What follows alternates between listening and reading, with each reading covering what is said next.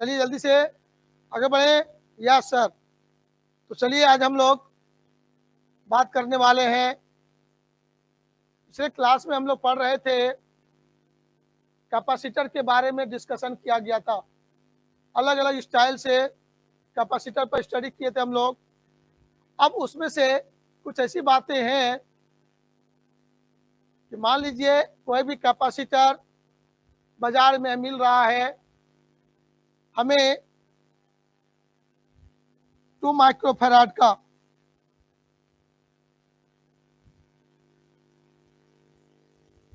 कोई भी कैपेसिटर हम खरीदने गए बाजार में, 2 माइक्रोफैराड का कैपेसिटर मिल रहा है और हमें आवश्यकता है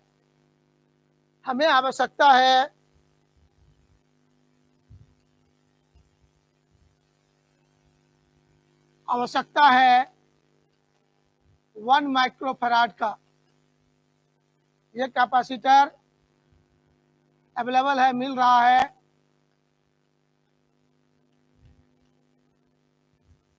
लेकिन आवश्यकता हमें है कितने का? 1 माइक्रोफैराड का है। अब प्यारे बच्चों क्या करेंगे हम लोग? 1 माइक्रोफैराड का आवश्यकता है या 4 माइक्रोफैराड का आवश्यकता है मेरे पास बाजार में अवेलेबल है 2 माइक्रोफैराड का। तो क्या करेंगे हम लोग? तो बोला ऐसे स्थिति में आप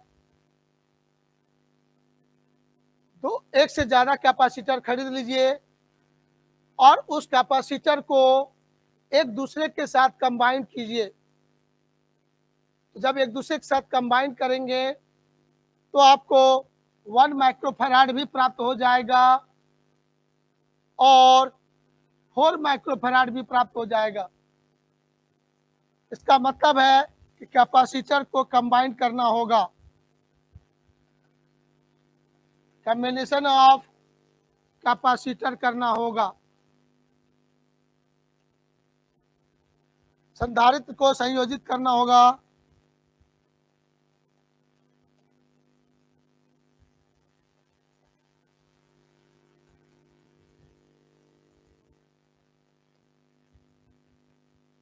संधारित्रों का संयोजन करने पर हमें 1 माइक्रोफैराड भी प्राप्त हो सकता है और 4 माइक्रोफैराड भी प्राप्त हो सकता है।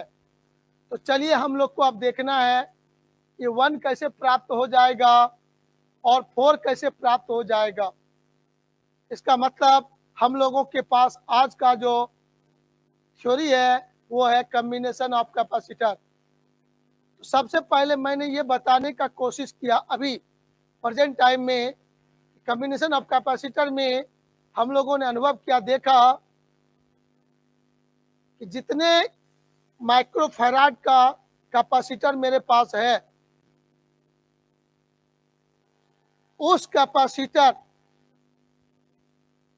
के माध्यम से अधिक कैपेसिटेंस या कम कैपेसिटेंस का कैपेसिटर हम प्राप्त कर सकते हैं। तब वहां पर क्या होगा?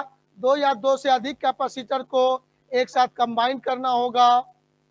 जब कंबाइन करेंगे, एक साथ संयोजित करेंगे, एक साथ जोड़ेंगे, तो उसमें आता है कैसे जोड़े। तो जोड़ने में भी हमारे पास 2 प्रकार का कंसेप्ट आ जाएगा, series combination and parallel combination. श्रेणी क्रम संयोजन और समांतर क्रम संयोजन। यही थ्योरी सेम टू सेम आप अभी प्रेजेंट टाइम में चैप्टर नंबर 3 में करंट इलेक्ट्रिसिटी में आपने स्टडी कर चुका है। जो सेकंड क्लास होता है चैप्टर 3 का, उसमें सेम अभी तुरंत पढ़ चुके हैं, लेकिन उसमें और इसमें काफ़ी डिफरेंसेस होंगे। गौर से सुनिएगा, गौर से सीखिएगा। तो चलिए हम लोग अब मेन फ्रेश पॉइंट पर चलते हैं और वो फ्रेश पॉइंट होगा कॉम्बिनेशन ऑफ कैपेसिटर। 2 से 1 कैसे प्राप्त कर सकते हैं और 2 से 4 कैसे प्राप्त कर सकते हैं, आइए उसको हम लोग देखते हैं।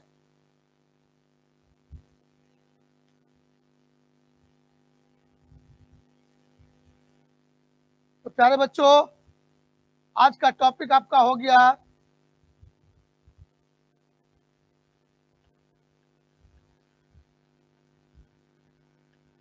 संधारित्रों का संयोजन।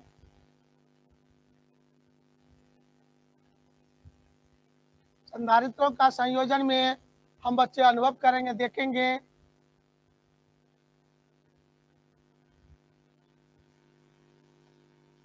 combination of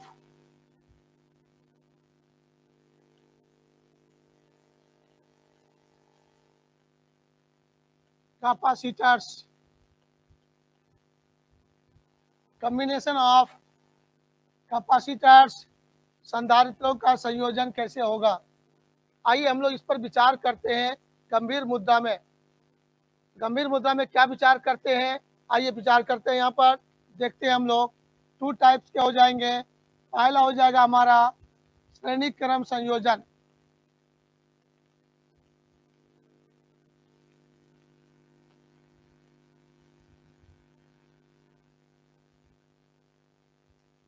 series combination.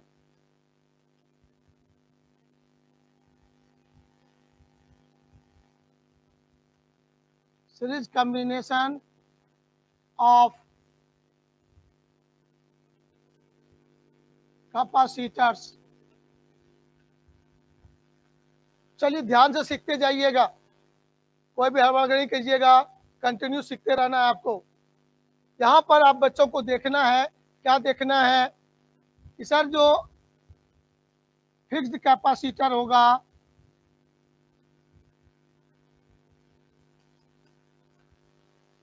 का सिंबल जो होता है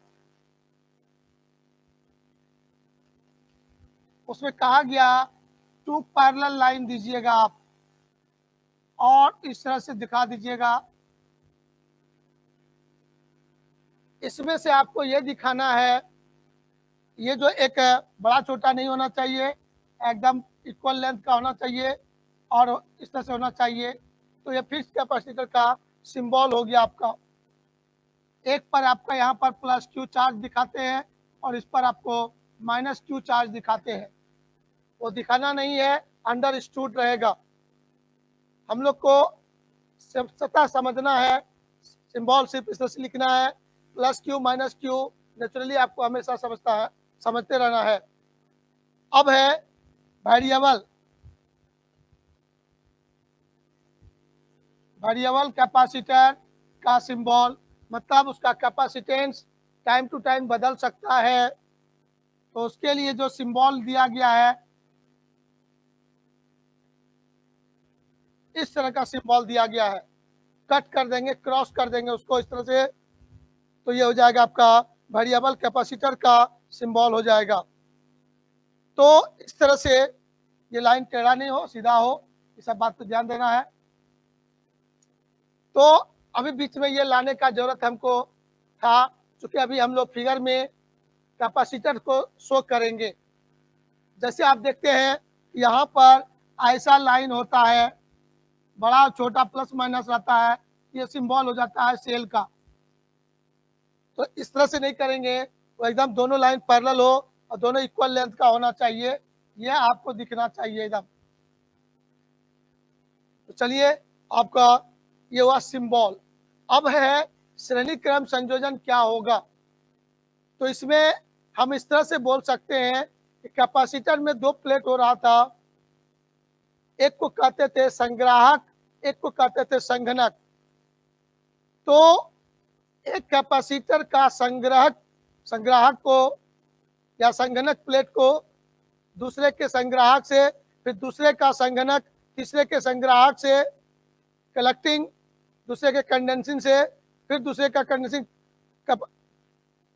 इस तरह से जोड़ेंगे, लगातार एक दूसरे से जोड़ेंगे, क्रमानुसार जोड़ेंगे, ये कहलाएगा सीरीज कॉम्बिनेशन। तो प्यारे बच्चों, आप गौर करके देखना, ये जो सीरीज कॉम्बिनेशन है, आप इसमें से क्या करोगे, गौर से देखोगे। आप लोग यहाँ पर से सिंबल को आपने देख लिया, अब इसको हटाते हैं। हमारा जो मेन पॉइंट है उस पर आते हैं। श्रेणी क्रम संयोजन में हम बच्चों को देखना है कि इस तरह से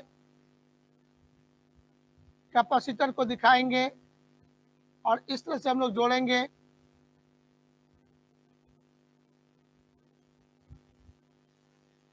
यदि इसका कैपेसिटेंस C1 है, इसका कैपेसिटेंस C2 है, इसका कैपेसिटेंस C3 है, ये कहलाएगा सीरीज कॉम्बिनेशन।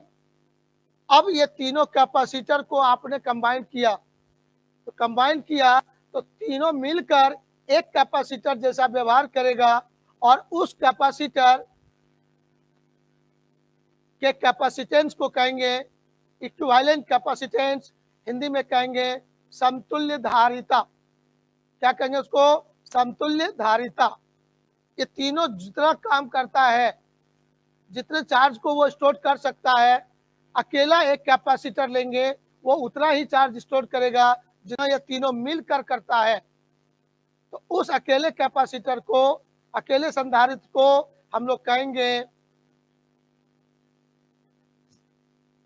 उसका जो कैपेसिटेंस होगा उसको कहेंगे इक्विवेलेंट कैपेसिटेंस, हिंदी में कहेंगे समतुल्य धारिता।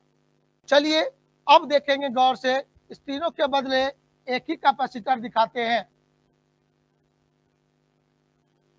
और इसका कैपेसिटेंस को लिखते हैं CS। तो इसको कहेंगे इक्विवेलेंट, इक्विवेलेंट कैपेसिटेंस इसको कहेंगे, हिंदी में कहेंगे समतुल्य धारिता। समतुल्य धारिता इसको हम लोग बोलेंगे। आइए प्यारे बच्चों, इस तीनों के बदले ये काम कर रहा है। इस तीनों को हटा दीजिएगा, वहां अकेले इसको रखिएगा। ये तीनों जितना काम करेगा सेम अकेला ये करेगा, इसको कहेंगे इक्विवेलेंट कैपेसिटेंस, समतुल्य धारिता कहेंगे उसको। अब चलिए गौर से, तब ये समतुल्य धारिता का फॉर्मूला क्या होता है? 1/CS is equal to 1/C1 plus 1/C2 plus 1/C3। ये फार्मूला आपका होगा यहाँ पर। और यदि डॉट डॉट डॉट डॉट कर करके बहुत सारे कैपेसिटर को आप आपस में जोड़े हो, इसके कैपेसिटेंस को आप CN बोल देते हो, तो यहाँ पर आपको इसको और बढ़ाना है और प्लस करके डॉट डॉट करके 1/CN लिख देना है। तो ये जो आपके सामने दिख रहा है ये वो आपका इक्विवेलेंट कैपेसिटेंस के लिए फार्मूला। अब देखिएगा गौर से, सीरीज कॉम्बिनेशन में प्रतिरोध को जोड़ते थे, रेजिस्टेंस को जोड़ते थे, तो वहां पर इक्विवेलेंट रेजिस्टेंस का गप करते थे, समतुल्य प्रतिरोध का गप करते थे। और यहाँ पर आ गया समतुल्य धारिता, इक्विवेलेंट कैपेसिटेंस आ गया। तो आपका जो रेजिस्टेंस वाला में होता था, यदि रेजिस्टेंस इस तरह से जुड़ा होता है और इसका रेजिस्टेंस R1 R2 R3 है, तो RS बराबर आप कहते थे R1 plus R2 plus R3 कहते थे। इसको प्रूफ कर चुके हैं चैप्टर नंबर 3 में, लेकिन यहाँ पर आपका देखिए मैंने उल्टा लिखा। इसको मैं प्रूफ करके आपको दिखाने जा रहा हूँ। मैं इसको प्रूफ करके दिखाऊंगा। कैसे प्रूफ आपके सामने अभी आने वाला है। पहले कंसेप्ट को ले लीजिए कि क्या क्या हमें दिमाग में याद रखना है। तो इतना बात पहले याद रहा कि प्रतिरोध को जोड़ते हैं श्रेणी क्रम में, तो उसका फॉर्मूला है RS बराबर R1 plus R2 plus R3। लेकिन जब कैपेसिटर को श्रेणी क्रम में जोड़ते हैं तो उसका इक्विवेलेंट कैपेसिटेंस के लिए फॉर्मूला होगा 1/CS equal to 1/C1 plus 1/C2 plus 1/C3 dot dot dot करते 1/CN होगा। अब प्यारे बच्चों, हम लोग समझे, यहाँ पर एक छोटा सा बात दिमाग में आया मेरे को, आप गौर करके देखना। रेजिस्टेंस को श्रेणी क्रम में जोड़ते थे तो आप कहते थे RS is greater than R1 R2 R3। तो ये RS का मान बढ़ जाता था, मतलब यहाँ पर प्रतिरोध जो था श्रेणी क्रम में जोड़ने पर बढ़ता है, तो ये हमारे लिए हानिकारक होगा। ये क्या होगा? हानिकारक है। क्यों हानिकारक है? आइए गौर से देखिए। प्रतिरोध बढ़ गया, प्रतिरोध बढ़ जाने से सर्किट में, परिपथ में यदि रेजिस्टेंस का मान इंक्रीज कर जाए, प्रतिरोध का मान बढ़ जाए, तो करंट का जो फ्लो होता है उसके वैल्यू को वो घटा देगा। तो हमारा सिस्टम वही है, लेकिन सर्किट में करंट कम मिलने लगा, तो कम करंट हम नहीं चाहते हैं, अधिक अधिक करंट चाहते हैं। कम एनर्जी खर्च हो और करंट का मान हमें अधिक मिले, ये हमारी सोच होती है। लेकिन रेजिस्टेंस बढ़ जाने से करंट का मान घट जाता है। इसका मतलब वो हमारे लिए हार्मफुल हो गया, हानिकारक हो गया। क्लियर है? यहां तक बात सेट है। अब यदि मैं पूछूं आपसे,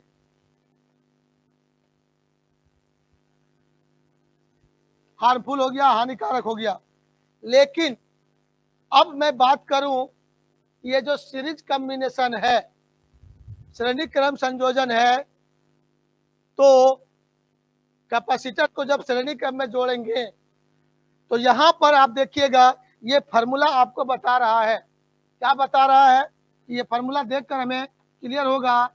CS less than C1, CS less than C1, CS less than C2, CS less than Cn।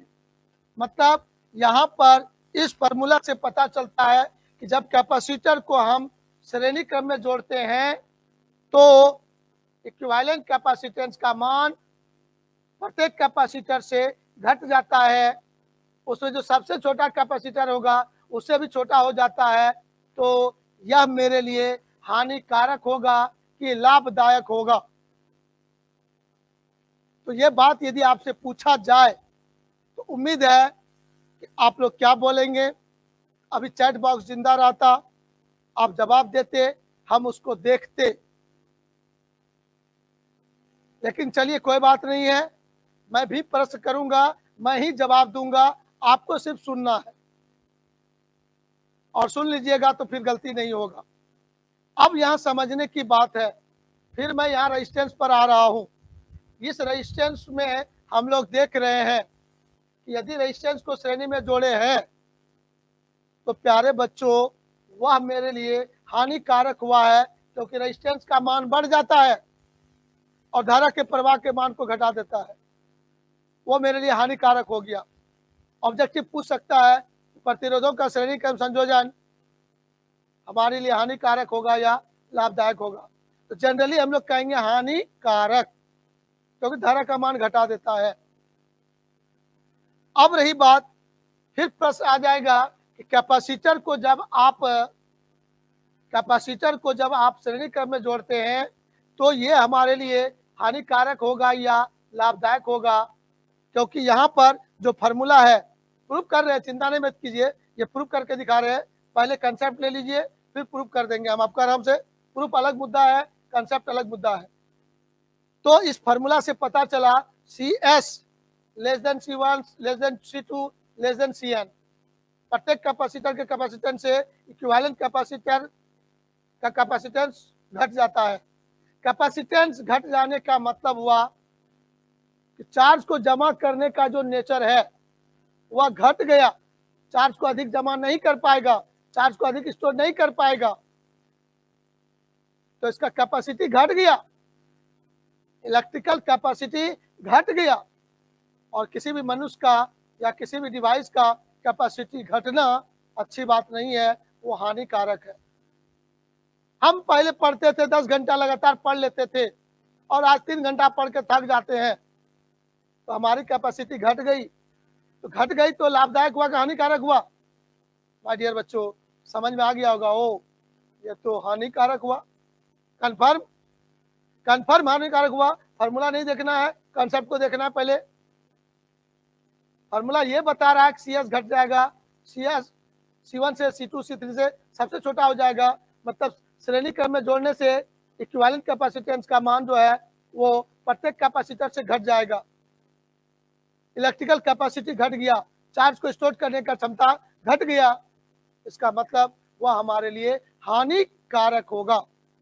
तो अब मेरे डिस्कशन में फाइनली आपके सामने बात हो रही है कि चाहे रेजिस्टेंस का श्रेणी क्रम संयोजन हो, चाहे कैपेसिटर का श्रेणी क्रम संयोजन हो, दोनों हानिकारक है।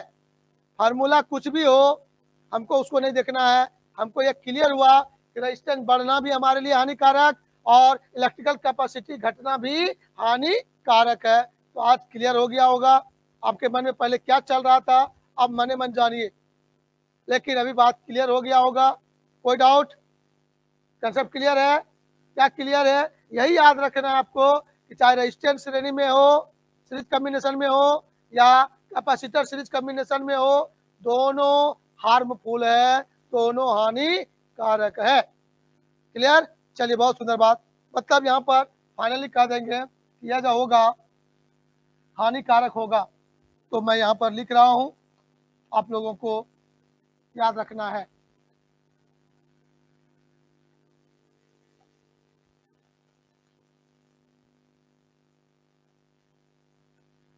हार्मफुल हो गया आपका। अब चलिए आइए दूसरी बातें। यहाँ पर जितनी बातें सोचते थे कि जैसे इसको सेल से जोड़ेंगे सर, प्लस और माइनस से जोड़ेंगे, तो इसके अंतिम चीज़ों के बीच का विभवांतर हम लोग क्या बोलते थे? भी बोलते थे। पोटेंशियल डिफरेंस भी बोलते थे। और प्रत्येक में करंट का वैल्यू सेम है। करंट में प्रत्येक वायर में करंट सेम फ्लो करता है, लेकिन अलग अलग का विभवांतर सोचा जाए, यहाँ से यहाँ V1, यहाँ से यहाँ V2, यहाँ से यहाँ V3 होता था। सर सेम चीज़ें आपके साथ यहाँ भी कैपेसिटर में होना है। यहाँ भी क्या होना है? प्रत्येक में चार्ज इक्वल होगा। कैसे इक्वल होगा? यदि यहाँ पर प्लस क्यू बोलेंगे तो minus Q, plus Q, minus Q, plus Q, minus Q, इसी तरह से सोचेंगे प्लस क्यू, माइनस क्यू, इस तरह से आपको देखा जाएगा। अब सब में चार्ज समान होगा, या करंट का गप नहीं होता है, चार्ज को वो जमा करता है। तो लेकिन इसमें देखिएगा गौर से आप लोग, तो श्रेणी क्रम में आप सुन चुके हैं। यहाँ पर विभवांतर बोलेंगे V1, इसका पोटेंशियल डिफरेंस बोलेंगे V2, इसका बोलेंगे V3, इसका बोलेंगे Vn बोलेंगे। और अंतिम सिरा का पोटेंशियल डिफरेंस, अंतिम सिरा का पोटेंशियल डिफरेंस इन सभी पोटेंशियल डिफरेंस के सम के बराबर होगा। जो कंसेप्ट आपको यहाँ पर दिए हैं वही कंसेप्ट आपको यहाँ पर भी दिख रहा है। वो हानिकारक हुआ, ये भी हानिकारक हुआ। इस सम का पोटेंशियल डिफरेंस डिफरेंट होता है रेजिस्टेंस में, यहाँ भी पोटेंशियल डिफरेंस डिफरेंट हो रहा है। सब में यहाँ करंट सेम होता है, यहाँ सब में चार्ज सेम होगा। तो ये सब बातें आपका डिस्कशन का था। जो बेसिक बातें हैं हम बच्चों को हमेशा याद रखना है। तो यहाँ तक उम्मीद करें आप लोगों को दिमाग में सेट हो गया। कंफर्म? कंफर्म? यस। चलिए, बहुत सुंदर बात। अब आप लोग एक स्टेप को आगे बढ़ाइए। यदि एक क्षण के लिए स्क्रीनशॉट ले लीजिए, बाद में रूम में बैठ के सोचने में, आपको दोबारा रिवीजन करने में कभी कभी हेल्प मिलता है। नहीं तो आपके सामने वीडियो 24 घंटा है, जब मन हो ललन कुमार को बुलवा लीजिए, स्विच ऑन कीजिए, ललन कुमार हाजिर। आपके मन पर है आप ललन कुमार से कितने बार थ्योरी को पढ़ सकते हैं, कितने बार थ्योरी सुन सकते हैं, वो आपकी इच्छा पर डिपेंड करता है। तो चलिए प्यारे बच्चों, हम लोग अब यहाँ पर अगले स्टेप को लेकर चलते हैं। तो इसमें क्या क्या देखने को मिला, पहला बात नोट करके हम लोग लिखते हैं।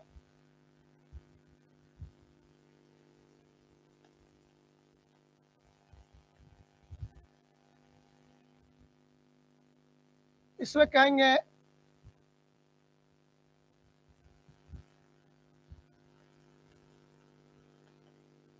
In series combination of capacitors capacitor जब श्रेणी क्रम में जुड़ा हुआ है तो सबसे पहला बात इसमें क्या करोगे आप लोग, कहोगे कि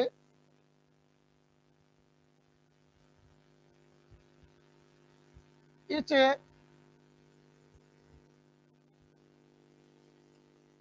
कैपेसिटर पर चार्ज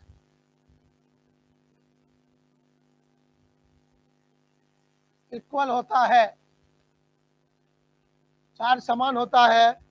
दूसरा बात आप कहोगे पोटेंशियल डिफरेंस, विभवांतर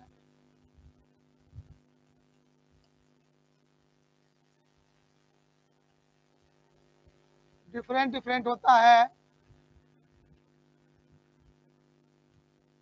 चलिए ठीक है। तीसरा बात, अंतिम सिरों का पोटेंशियल फाइनल एंड्स का पोटेंशियल डिफरेंस प्रत्येक कैपेसिटर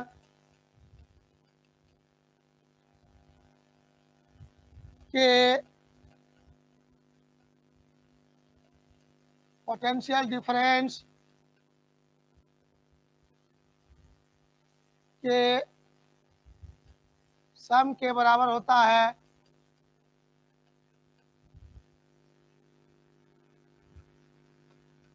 यहाँ पर हम लोग को समझना है V equal to V1 plus V2 plus V3 Vn कहेंगे हम लोग। अब चलिए आइए हम लोग आगे बढ़ते हैं। चौथा बात याद रखना है, इक्विवेलेंट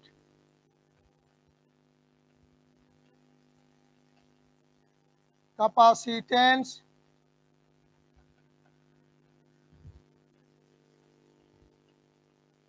समतुल्य धारिता का मान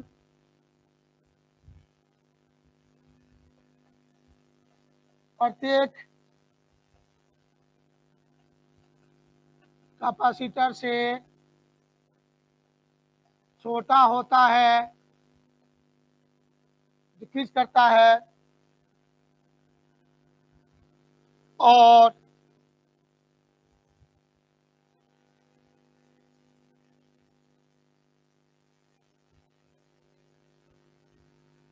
नंबर 5 में देखेंगे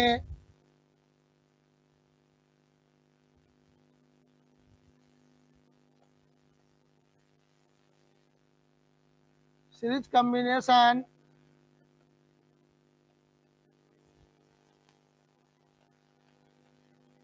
हार्मफुल हानिकारक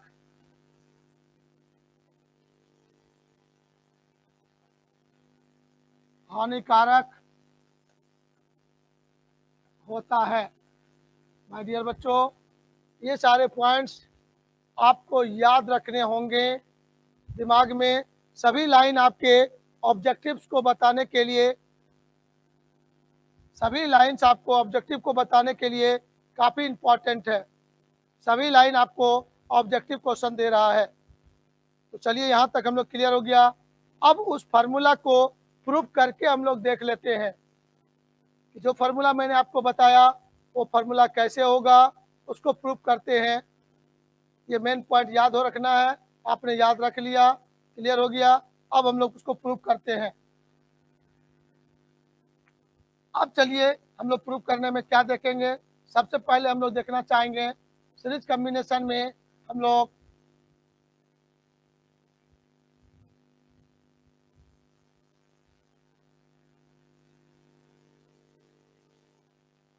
ये कैपेसिटर ले लिए, ये दूसरा कैपेसिटर हो गया और ये तीसरा कैपेसिटर हो गया। इस सब का कैपेसिटेंस C1 है, C2 है, C3 है, सबको सीरीज में जोड़े हैं इस तरह से और सबको किसी सोर्स ऑफ चार्ज से जोड़ देते हैं। तो क्या होता है, या इसको चार्ज देता है, इस पॉइंट का नाम ले लीजिए आप ए, यहाँ नाम दे दीजिए बी, यहाँ नाम दे दीजिए सी और यहाँ नाम दे दीजिए डी। तो आप देखेंगे यहाँ पर क्या होता है, इस पर चार्ज हो जाएगा +q -q +q -q हो जाएगा यहाँ पर। इस तरह से चार्ज आपको यहाँ पर आ जाएंगे। अब देखना है आपको, क्या देखना है कि ए और बी के बीच का पोटेंशियल डिफरेंस को आप V1 से डिनोट कीजिए, बी और सी के पोटेंशियल डिफरेंस को V2 से डिनोट कीजिए और सी और डी के बीच का पोटेंशियल डिफरेंस को V3 से डिनोट कीजिए। तो माय डियर बच्चों, आप यहाँ पर देखोगे इस कॉम्बिनेशन में, आप ध्यान से देखना क्या होने का चांस है, क्या हो सकता है, गौर से आप देखिए। यहाँ पर हम कह सकते हैं फॉर फर्स्ट कैपेसिटर, पहला कैपेसिटर के लिए सोचेंगे कैपेसिटेंस C1 बराबर Q/V1। यहाँ से मैं कहूँगा V1 इक्वल टू Q/C1। फिर कहेंगे for second capacitor, second capacitor के लिए सोचोगे आप लोग C2 इक्वल टू Q/V2 कहोगे, तो यहाँ से होगा V2 इक्वल टू Q/C2 हो जाएगा। फिर हम लोग कहेंगे फॉर थर्ड कैपेसिटर, आप कहोगे C3 इक्वल टू Q/V3, यहाँ से हो जाएगा V3 इक्वल टू Q/C3 हो जाएगा। अब आप लोग ये सभी कैपेसिटर को यहाँ से रिमूव करो, रिमूव करके अब हम लोग एक कैपेसिटर को यूज करते हैं। यहाँ कहते हैं यदि सभी कैपेसिटर को, यदि सभी कैपेसिटर को रिमूव करके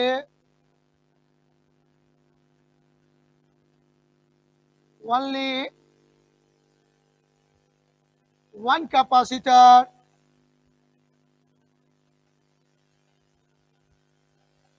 का यूज किया जाए, सभी कैपेसिटर को यहाँ से रिमूव करेंगे और मात्र एक कैपेसिटर यूज करेंगे, तो क्या हो सकता है। तो चलिए आइए आप उसको देखेंगे गौर से, क्या होने का संभावना है। इसका स्क्रीनशॉट ले सकते हैं, जल्दी ले लीजिए आप लोग। तो जैसे एक कैपेसिटर को आप यूज करोगे प्यारे बच्चों, तब देखो क्या होगा। यहाँ पर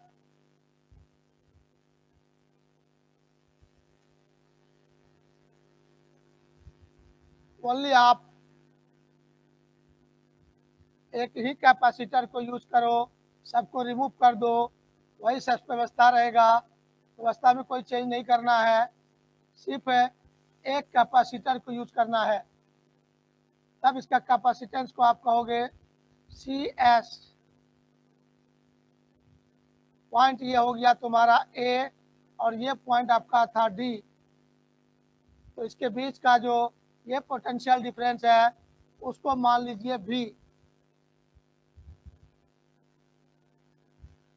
और चार्ज इस पर +Q और यहाँ पर चार्ज +Q और यहाँ चार्ज -Q हो जाएगा। इस तरह का व्यवस्था तैयार है। तो प्यारे बच्चों, आप यहाँ से देखना क्या होगा। तब आप कहोगे सी एस को यहाँ पर कहोगे इक्विवेलेंट कैपेसिटेंस, इक्विवेलेंट। अब देखिए गौर से, यदि वो चार्ज वही सेल रहेगा और यहाँ पर चार्ज बदल जाता, जैसे इसके पहले देख रहे थे सभी फिगर में, सब में charge Q Q Q Q दिखाया गया था और यहाँ भी चार्ज क्यू दिखाया गया। यदि यहाँ चार्ज बदल देंगे तब इक्विवेलेंट कैपेसिटेंस नहीं होगा। वो सब मिलकर जितना चार्ज स्टोर किया या अकेले उतना ही स्टोर कर रहा है, तभी उसको कहेंगे इक्विवेलेंट कैपेसिटेंस। तो यहाँ पर इक्विवेलेंट कैपेसिटेंस, इसको कहेंगे हिंदी में कहेंगे समतुल्य धारिता।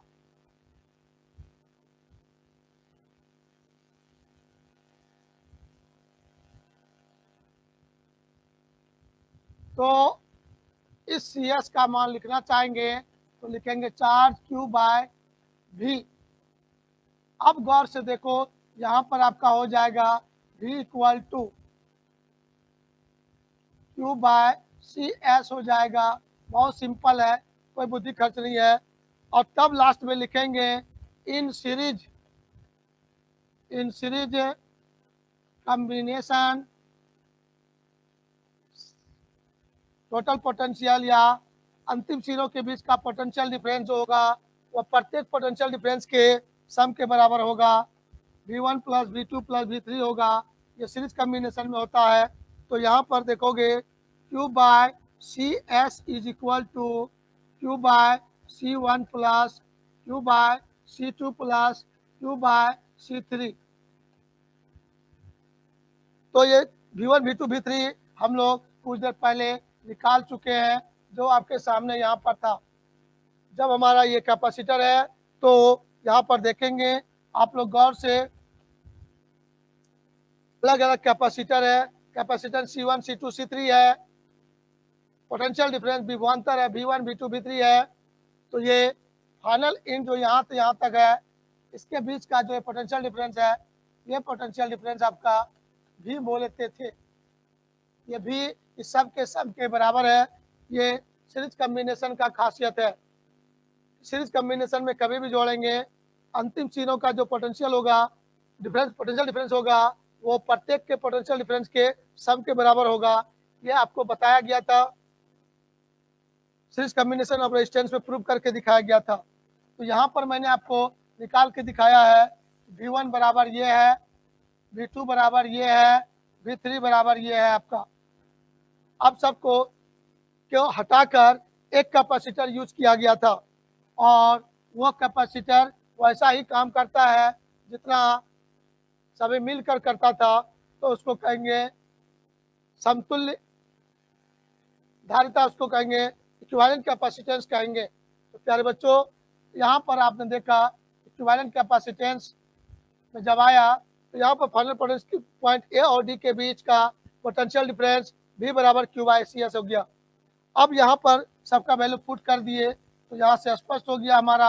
आगे बढ़ते हैं, यहाँ से क्लियर हो जाएगा 1 by C S equal to 1 by C1 plus 1 by C2 plus 1 by C3। ये आपको क्लियर हो गया।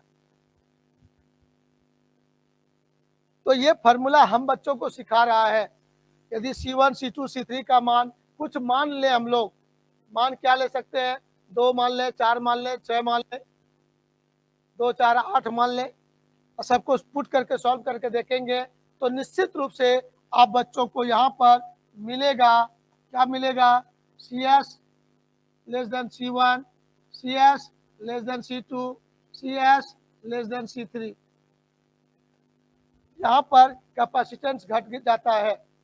इक्विवेलेंट कैपेसिटेंस का मान उन सभी कैपेसिटर से अलग अलग कैपेसिटर जो है उससे वो छोटा हो जाता है। मतलब बाजार में कैपेसिटर खरीदने गया मैंने कंडेंसर खरीदने गया, मिला हमको 4 माइक्रोफैराड का मिला, लेकिन घर में हमको जरूरत है 2 माइक्रोफैराड का।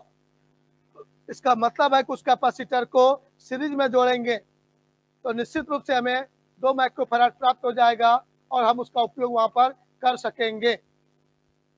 तो कैपेसिटेंस को घटाना हो तो अलग अलग कैपेसिटर को सीरीज कॉम्बिनेशन में जोड़ दीजिएगा, इक्विवेलेंट कैपेसिटेंस घट जाता है। क्लियर? समझ में आया कि सीरीज कॉम्बिनेशन का क्या उपयोग है?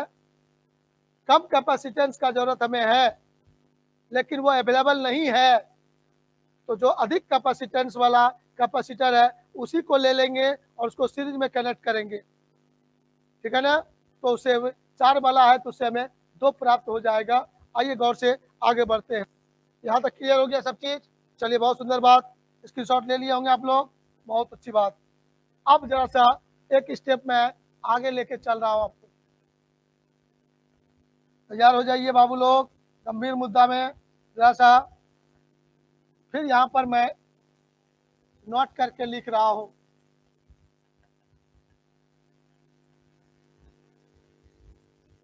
ओनली 2 कैपेसिटर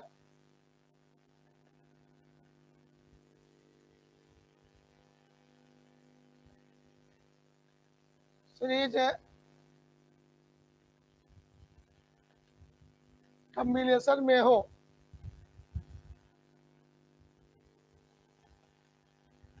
तो यहाँ इसका मतलब हुआ, आप देखना गौर से, यहाँ पर यदि ये C1 है, दूसरा कैपेसिटर का कैपेसिटेंस C2 है, तो इक्विवेलेंट कैपेसिटेंस जो होगा यहाँ पर हम लोग सोचेंगे 1/CS is equal to 1/C1 plus 1/C2। तो सॉल्व करेंगे तो आपको मिलेगा 1/CS equal to C1 into C2, C1 plus C2 by C1 into C2 हो जाएगा। तो उसको पलट देंगे तो आपका हो जाएगा CS is equal to C1 into C2 by C1 plus C2। मतलब बोलेंगे product by sum, product by sum बोलेंगे हम लोग। ये लाइन याद रखिएगा। सीरीज कॉम्बिनेशन में यदि हमारा कैपेसिटर 2 कैपेसिटर जुड़ा हुआ है, ओनली 2, 2 से अधिक वाले के लिए नहीं, 2 से अधिक वाले के लिए ये कंसेप्ट नहीं होगा। तो 2 से अधिक जुड़ा रहेगा तो फिर 1 बाय करके ही जोड़ना होगा आपको, दूसरा कोई अल्टरनेट उपाय नहीं है। लेकिन ओनली 2 है, जैसे मान लीजिए ये भी आपका 4 माइक्रोफैराड का है और ये भी आपका 4 माइक्रोफैराड का है, तो CS equal to 4 into 4 by 4 plus 4, तो 16/8 हो गया आपका 2 microfarad.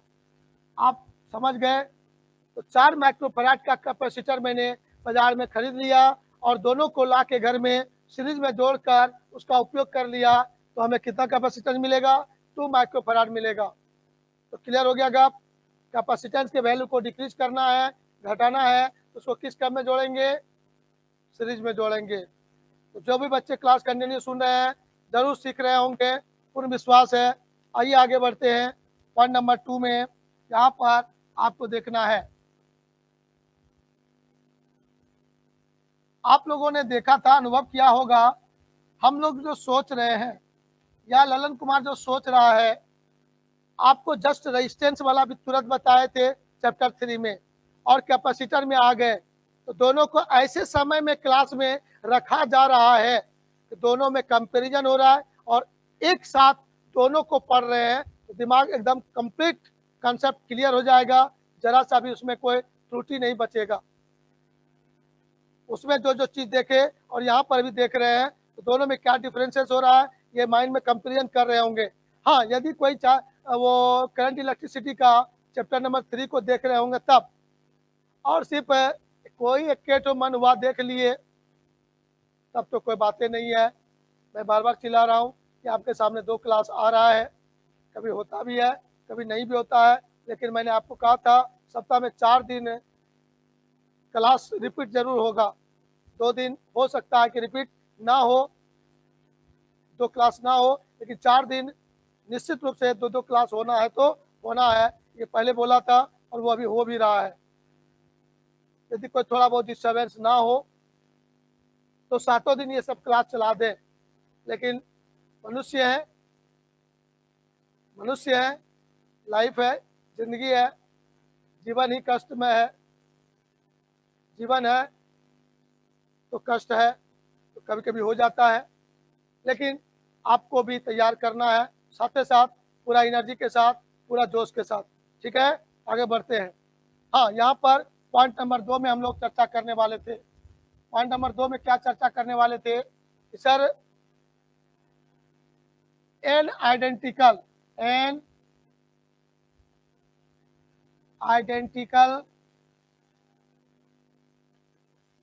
Capacitors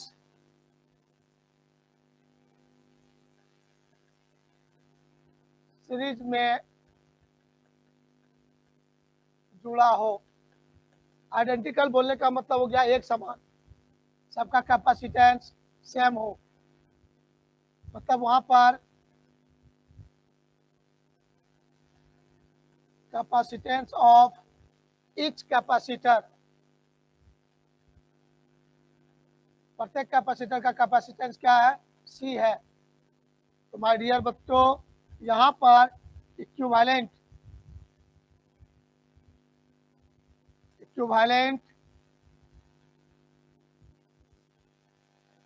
capacitance C S बराबर क्या होगा, आइए उस पर विचार करते हैं। तो हम लोगों को विचार है, तो यहाँ पर आप देखेंगे 1/CS यदि करना चाहेंगे 1/C plus 1/C plus 1/C C plus dot dot dot dot up to N हम लोग को करना है, N पदों तक इसको जोड़ते चला जाना है। तो फाइनली आप देखे होंगे गौर से, यहाँ पर सर 1/CS इक्वल टू हो जाएगा N/C, और यहाँ पर तब कहेंगे CS इक्वल टू C/N। ये था कैपेसिटर के लिए। याद करो, आपको मैंने बताया था रेजिस्टेंस में, और आपको याद भी है, रेजिस्टेंस में RS बराबर लिखे थे, N इंटू R लिखे थे, याद कीजिए वहां पर। तो ये RS जो है, ये RS R से छोटा था नहीं, R से बड़ा है, लेकिन यहाँ पर ये जो CS है वो C से छोटा है। C/N, C में कुछ भाग दे देंगे, वैल्यू घट जाएगा, तो CS का मान C से छोटा है, लेकिन यहाँ पर N इंटू R है, मतलब RS का मान R से बड़ा है। तो यहाँ पर रेजिस्टेंस इंक्रीज करता है, इंक्रीज है, लेकिन ये हानिकारक हो गया, हार्मफुल हो गया। और यहाँ पर कैपेसिटेंस डिक्रीज करता है, फिर भी ये हमारा क्या कहलाता है, हानिकारक कहलाता है। ये आपको बता चुका हूँ मैं, इसको समझा चुका हूँ आज के क्लास में ही, इसको ध्यान दीजिएगा। ये रेजिस्टेंस के लिए मैं बगल में उदाहरण देकर समझा देता हूँ, याद रखिएगा, उसको हम लोग बीच में नहीं डाल देंगे लाके। ये फॉर रेजिस्टेंस है, रेजिस्टेंस इन सीरीज,